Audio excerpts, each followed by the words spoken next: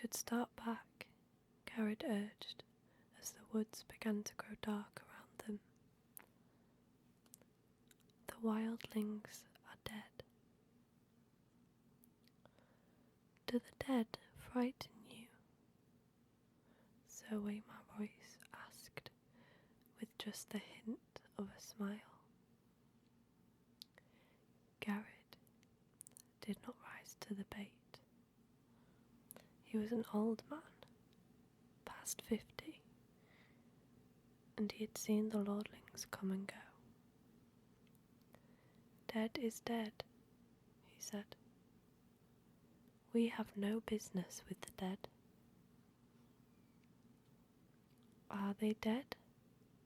Royce asked softly. What proof have we? Will saw them, Garrett said. If he says they are dead, that's proof enough for me.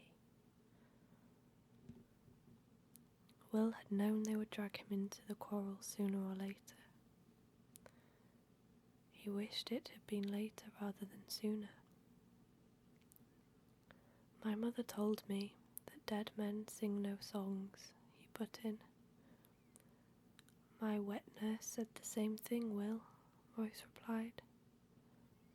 Never believe anything you hear at a woman's tits. There are things to be learned even from the dead. His voice echoed, too loud in the twilit forest.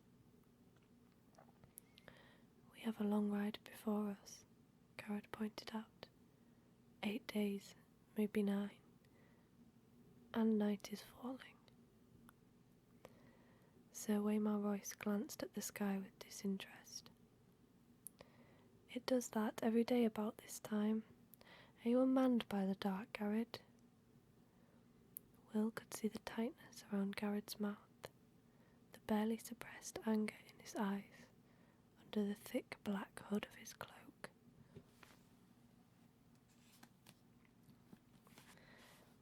Garrett had spent 40 years in the Night's Watch, man and boy, and he was not accustomed to being made light of.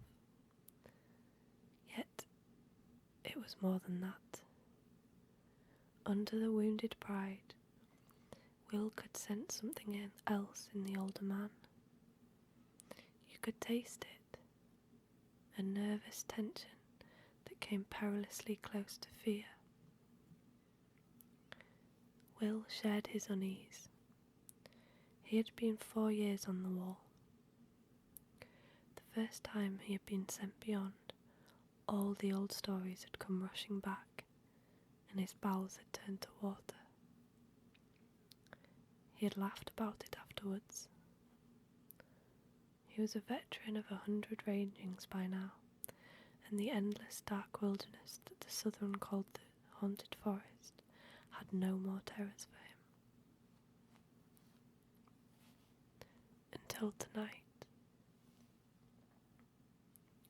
Something was different tonight. There was an edge to this darkness that made his hackles rise.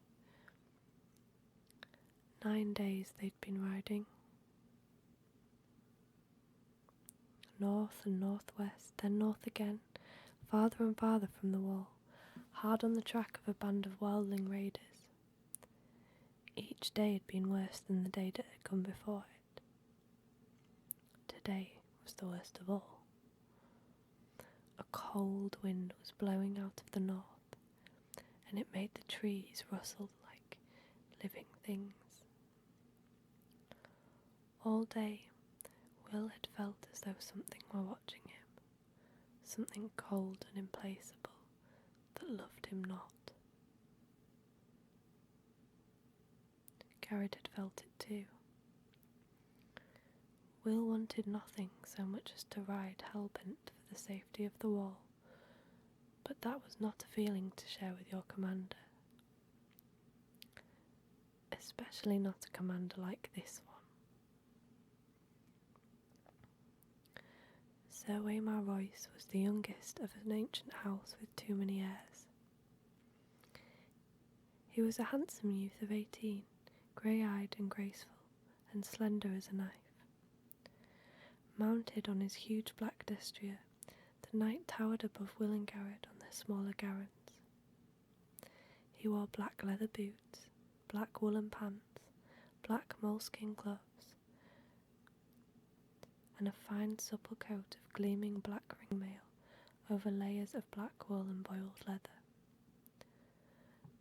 Sir Waymar had been a sworn brother of the Night's Watch for less than half a year, but no one could say he had not prepared for his vocation, at least in so far as his wardrobe was concerned. His cloak was his clowning glory, sable, thick and black, and soft as sin. Bet he killed them all himself, he did, Garrett told the barracks over wine. Twisted their little heads off, our mighty warrior. They had all shared the laugh. It's hard to take orders from a man you laughed at in your cups, Will reflected as he sat shivering atop of his garron. Garrett must have felt the same. Mormont said as we should track them. And we did, Garrett said. They're dead. They shan't trouble us no more. There's hard riding before us. I don't like this weather. If it snows, we could be a fortnight getting back, and snow's the best we can hope for. Ever seen an ice storm, my lord?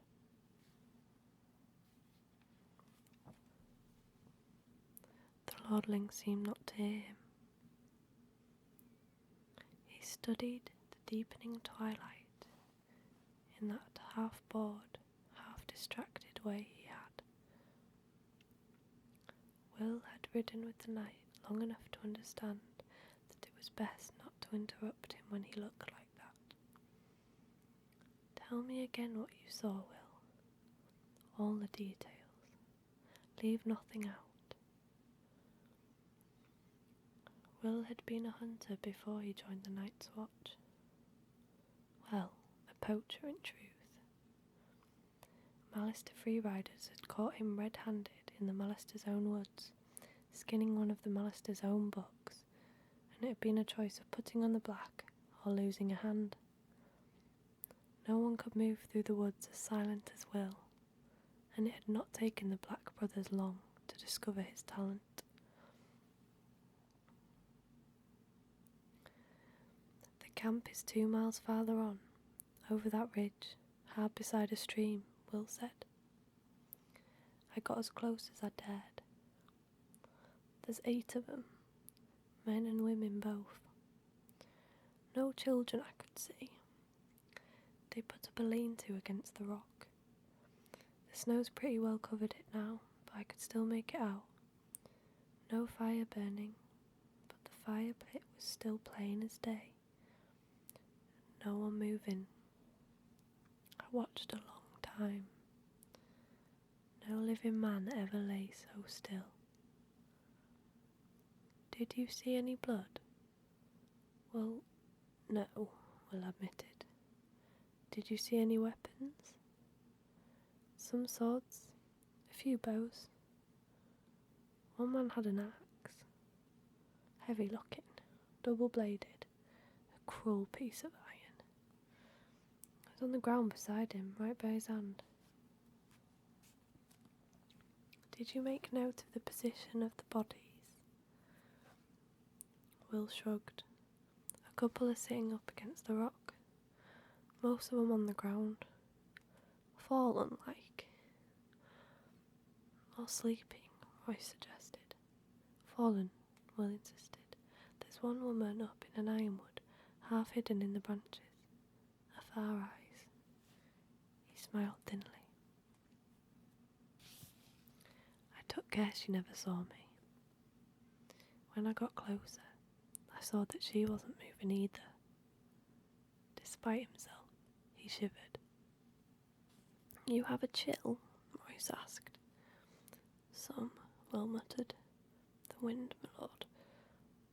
The young knight turned back to his grizzled man-at-arms. Frost-fallen leaves whispered past them, and Royce's dystria moved restlessly. What do you think might have killed these men, Garrett? Sir Waymar asked casually. He adjusted the drape of his long sable cloak. It was the cold, Garrett said, with iron certainty. I saw men freeze last winter, and the one before when I was half a boy. Everyone talks about snows 40 foot deep, and how the ice wind comes howling out the north, but the real enemy is the cold. It steals up on you, quieter than will, and at first you shiver, and your teeth chatter, and you stamp your feet and dreamed of mulled wine and nice hot fires. It burns, it does. Nothing burns like the cold.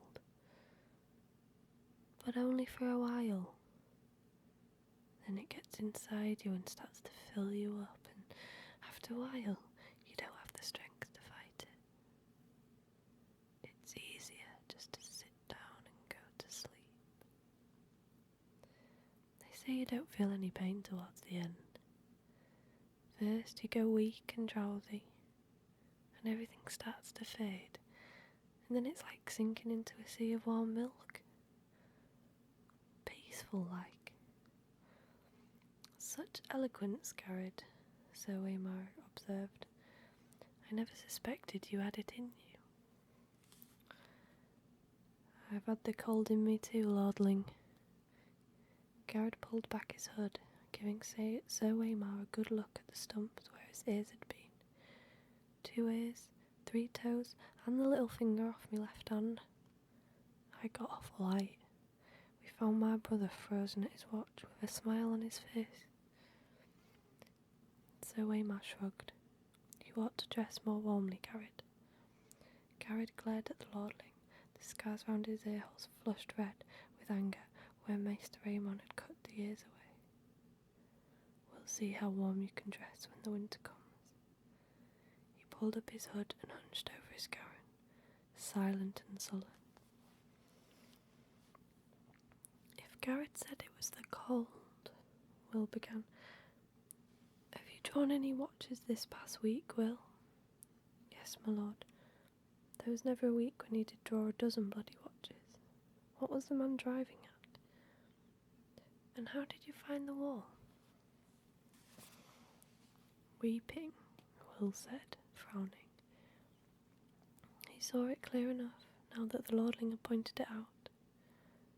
They couldn't have froze, not if the wall was weeping. It wasn't cold enough. Royce nodded. Bright lad.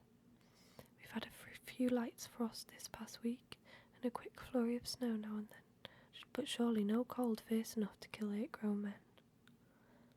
Men clad in fur and leather, let me remind you, with shelter near at hand, and the means of making fire. The knight's smile was cocksure. Will, lead us there. I would see these dead men for myself. And then there was nothing to be done for it. The order had been given, and honour bound them to obey. Will went in front, his shaggy little gown picking the way carefully through the undergrowth. A light snow had fallen the night before, and there were stones and roots and hidden sinks lying just under its crust, waiting for the careless and the unwary. Sir Waymar Royce came next, his great black destrier snorting impatiently. The warhouse was the wrong mount for ranging, but try and tell that to the lordling. Garrett brought up the rear. The old man-at-arms muttered to himself as he rode. Twilight deepened. The cloudless sky turned a deep purple, the colour of an old bruise, then faded to black. The stars began to come out. A half moon rose. Will was grateful for the light. We can make a better pace than this, shortly, Roy said when the moon was full risen. Not with this horse, Will said. Fear had made him insolent. Perhaps my lord would care to take the lead. So Waymar Royce did not deign to reply. Somewhere off in the wood, a wolf howled. Will pulled his gown over beneath an ancient gnarled ironwood and dismounted.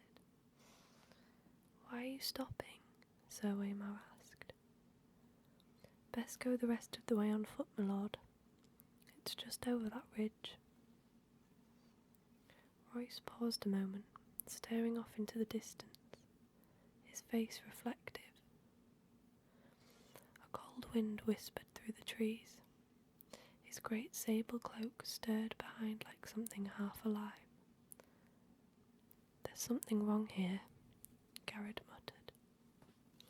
The young knight gave him a disdainful smile. Is there? Can't you feel it? Garrett asked. Listen to the darkness. Will could feel it. 4 years in the night's watch, and he had never been so afraid. What was it? Wind. Trees rustling. A wolf. Which sound is it that unmans you so, Garrett? When Garrett did not answer, Royce slid gracefully from his saddle. He tied the destrier securely to a low-hanging limb, well away from the other horses, and drew his long sword from its sheath.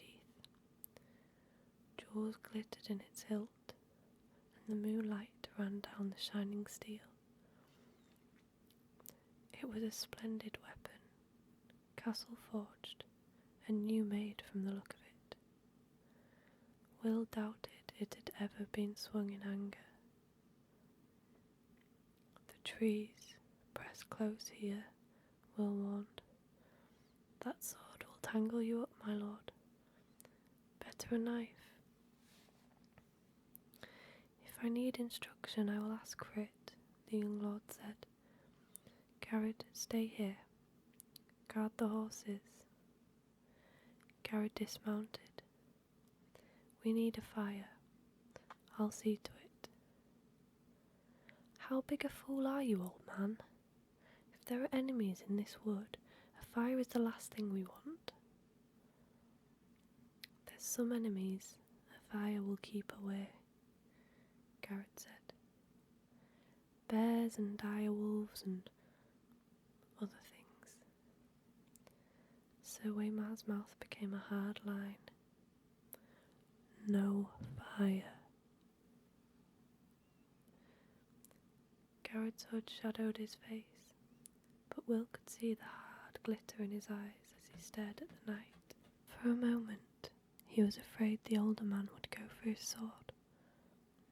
It was a short, ugly thing, its grip discoloured by sweat, its edge nicked from hard use, but Will would not have given an iron bob for the lordling's life if Garrett pulled it from its scabbard. Finally, Garrett looked down. No fire, he muttered, low under his breath.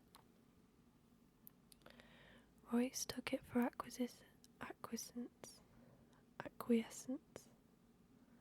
and turned away. Lead on, he said to Will. Will threaded their way through a thicket, then started up the slope to a low ridge where he'd found his vantage point under a sentinel tree. Under the thin crust of snow, the ground was damp and muddy, slick footing, with rocks and hidden roots to trip you up. Will made no sound as he climbed. Behind him, he heard the soft metallic slither of the lordling's ringmail, the rustle of leaves, and muttered curses as reaching branches grabbed at his longsword and tugged on his splendid sable cloak.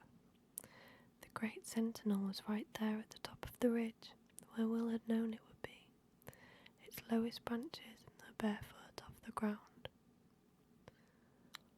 Will slid in underneath, flat on his belly in the snow and the mud, and looked down on the empty clearing below. His heart stopped in his chest. For a moment, he dared not breathe.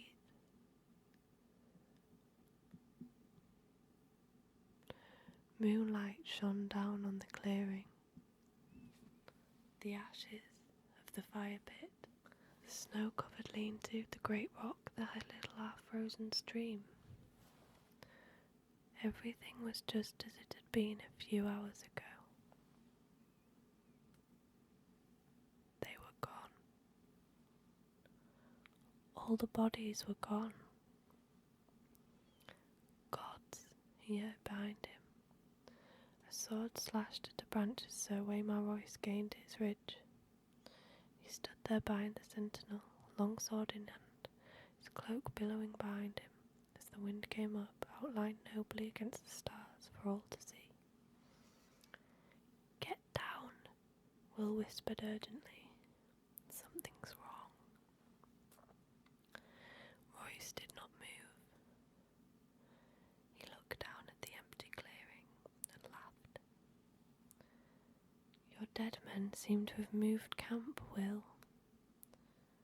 Will's voice abandoned him. He groped for words that did not come. It was not possible. His eyes swept back and forth over the abandoned campsite, stopped on the axe. A huge double-bladed battle axe, still lying where it had been, untouched. A valuable weapon. "On your feet, Will," Sir Waymar commanded. "There's no one here.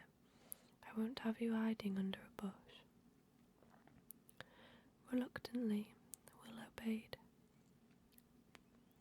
Sir Waymar looked him over with open disapproval. "I'm not going back to Castle Black a failure on my first ranging. We will find these men." He glanced around. "Up the tree. Be quick about it. Look for a fire." Will turned away, wordless. There was no use to argue. The wind was moving. It cut right through him. He went to the tree, a vaulting grey-green sentinel, and began to climb. Soon his hands were sticky with sap, and he was lost among the needles. Fear filled his gut like a meal he could not digest. He whispered a prayer to the nameless gods of the wood, and slipped his dirk free of its sheath. He put it between his teeth to keep both hands free for climbing. The taste of cold iron in his mouth gave him comfort. Down below, the lordling called out suddenly. "Who goes there?" Will heard uncertainty in the challenge. He stopped climbing. He listened. He watched.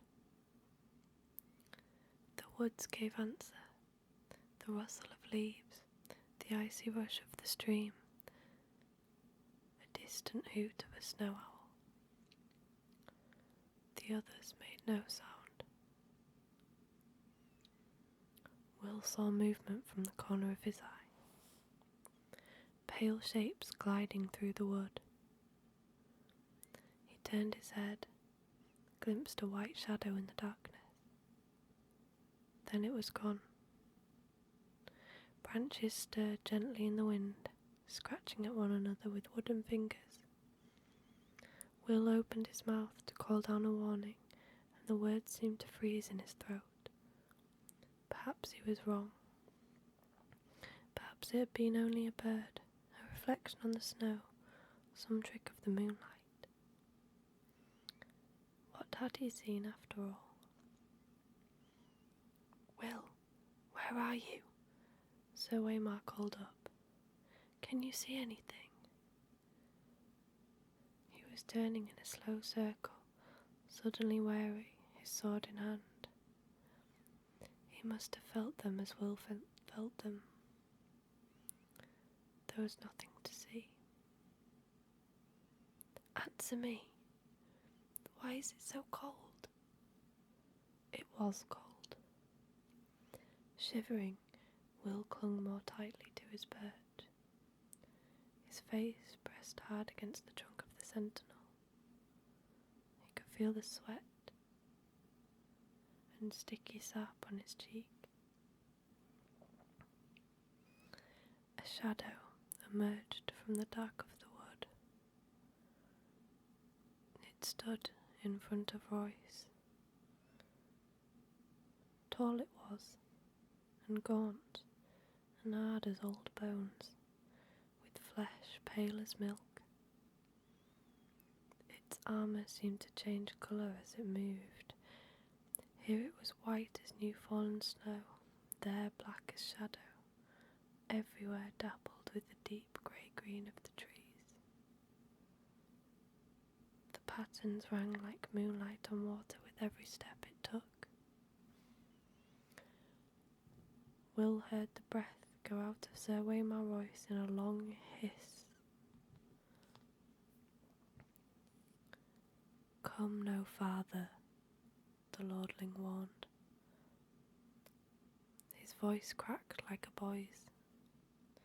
He threw the long sable cloak back over his shoulders to free his arms for battle, and took his sword in both hands. The wind had stopped. It was very cold.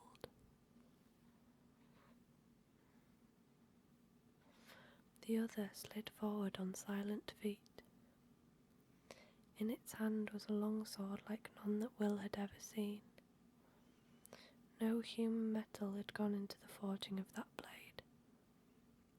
It was alive with moonlight, translucent, a shard of crystal so thin that it seemed almost to vanish when seen edge on.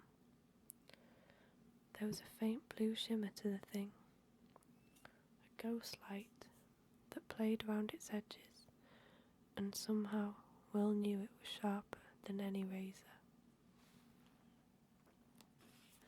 Sir Waymar met him bravely. Dance with me then. He lifted his sword high over his head, defiant. His hands trembled from the weight of it, or perhaps from the cold. Yet in that moment, Will thought, he was a boy no longer, but a man of the night's watch. The other halted.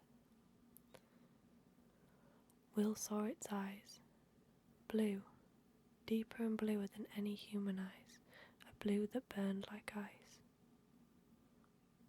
They fixed on the long sword trembling on high, watched the moonlight running cold along the metal. For a heartbeat, he dared to hope. They emerged silently from the shadows, twins to the first. 3 of them, 4, 5.